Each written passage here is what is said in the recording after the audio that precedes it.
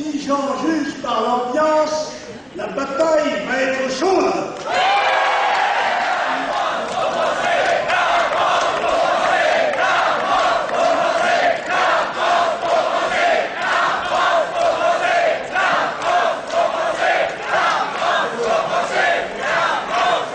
Alors, adhérents et militants, électeurs fidèles ou déçus de la politique, jeunes ou vieux, citadins ou ruraux, habitants de la côte, de l'arrière-pays ou des montagnes, comme le montre notre symbole que vous avez, je pense, dont vous avez, je pense, apprécié la qualité esthétique et poétique.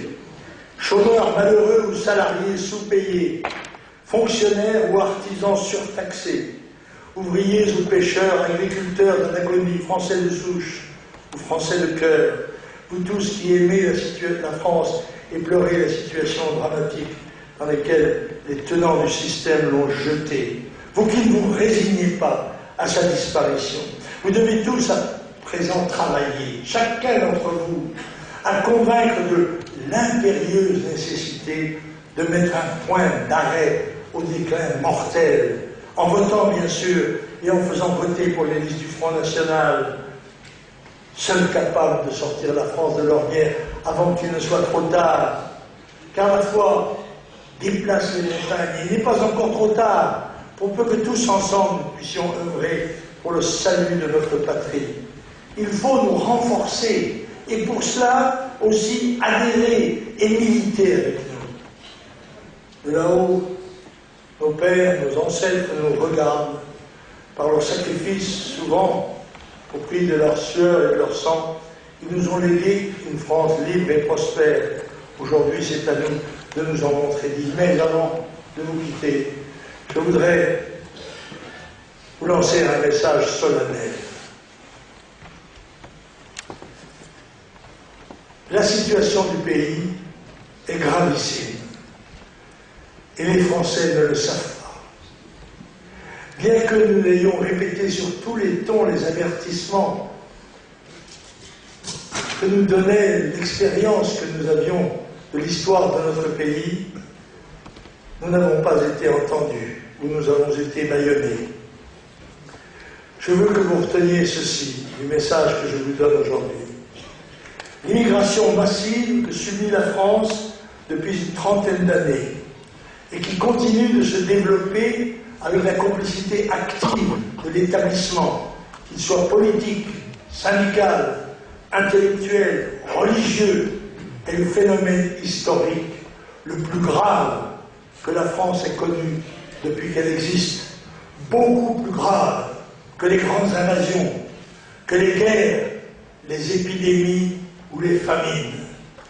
En relation avec l'explosion démographique du monde, de 1 à 7 milliards d'habitants en un siècle, avec le processus européen qui a supprimé nos frontières et nos défenses militaires, policières, civiques et morales, et la désagrégation de ces structures nationales, mentales, religieuses, elles roulent de plus en plus vite sur la pente de la décadence, vers le précipice de la servitude et de la mort de notre civilisation. À de rares exceptions près, les politiciens de gauche et de droite sont les responsables de cette catastrophe historique qui entraîne la ruine financière et économique, le chômage, l'insécurité, l'appauvrissement et la désintégration de nos systèmes de prestations sociales. Les Français sont désinformés, la démocratie est bafouée, la lâcheté humaine fait le reste. En 30 ans, la France a laissé dépérir ses deux atouts économiques, l'agriculture et l'industrie. La famille, le travail et la patrie ont été dénigrés systématiquement comme si on avait voulu se venger de l'éphémère devise de l'État français. Le peuple vieillissant et perdant sa dynamique vitale sous les pressions hédonistes sera demain à la merci de masses étrangères, jeunes, conquérants, sans pitié pour ceux qui avaient abdiqué leur droit à la vie et à la liberté. 1500 ans d'histoire seront jetés à la décharge des nations vaincues, à moins que. Mais il est déjà tard, qu'un sursaut d'intelligence, de lucidité et de courage ne secoue ce qui est encore une majorité de citoyens libres, mais aveuglés et assourdis, de lance comme en d'autres temps à l'assaut de l'avenir.